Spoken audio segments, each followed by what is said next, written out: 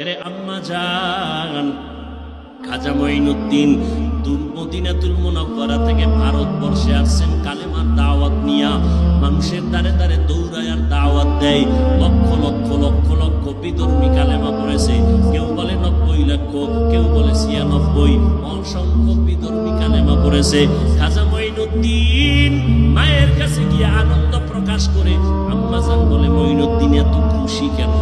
আম্মা জান দিনের দাওয়াতের খেদমতে লক্ষ লক্ষ বিধর্মী কালেমা পড়েছে। মঈনুদ্দিন চিশতি আসমিনী রাহমাতুল্লাহ আলাইহির মা বলে, রে বাবা, এটা তোমার কোনো বাহাদুরি না, আমি মায়ের অবদান। মঈনুদ্দিনকে আম্মা জান আপনার অবদানটা কি?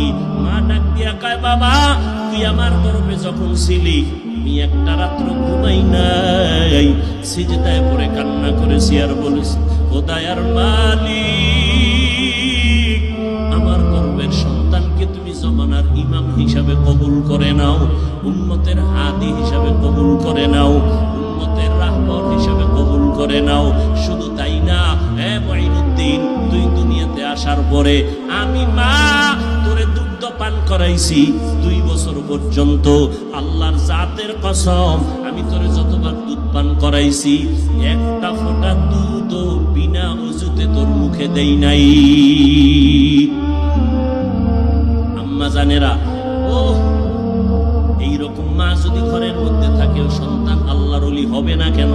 ওই সন্তান জগৎ শ্রেষ্ঠ সম্মানের চেয়ারে বসবে না কেন? এরে আম্মা জান, রান্না করে খাওয়াইবেন আপনি, আপনার খানা সন্তানের পেটে যাবে, মাইয়ার পেটে যাবে, স্বামীর পেটে যাবে, খানাটা যেন হালাল ভাবে যায়। এবং আপনি ওযুর সাথে রান্না করবেন, মাথার কাপড় কখনো ফালাইবেন না। ও আম্মা জান, যারা মাথার কাপড় সবসময় ফালাইয়া ঘরে থাকে, ওদের রিজিকে ঘরে বরকত হয় না। এরে আম্মা জান, আল্লাহর নবীর আদর্শ মতো চলেন, দেখবেন দুনিয়াতেও শান্তি, পরকালেও শান্তি। আল্লাহর মোহাব্বত নিয়ে চলেন। সন্তান আল্লাহ দান করেছেন, নেককার বানাইয়া যান, সন্তানটাকে আদর্শওয়ালা বানায় যান।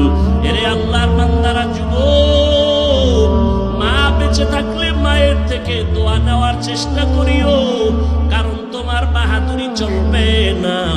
ওই মা বাবার দোয়া ছাড়া তুমি আগাইতে পারবা না। এই চেয়ারে বসছি মা বাবার দোয়ার চোখের পানির কারণে। ও বাবা, তুমি পরীক্ষায় ভালো নাম্বার পেয়েছো মা বাবার দোয়ার কারণে, মা বাবার কান্নার কারণে। তুমি জানো না যে তোমার মা বাবা কত দোয়া তোমার জন্য করে। এরে এলাকার মুসলমান ও যুবক, ওই মা বাবার দোয়ার কারণে তুমি আজ টাকার মালিক, বাড়ি গাড়ির মালিক, সম্মানের চেয়ারের মালিক। ওই মা বাবার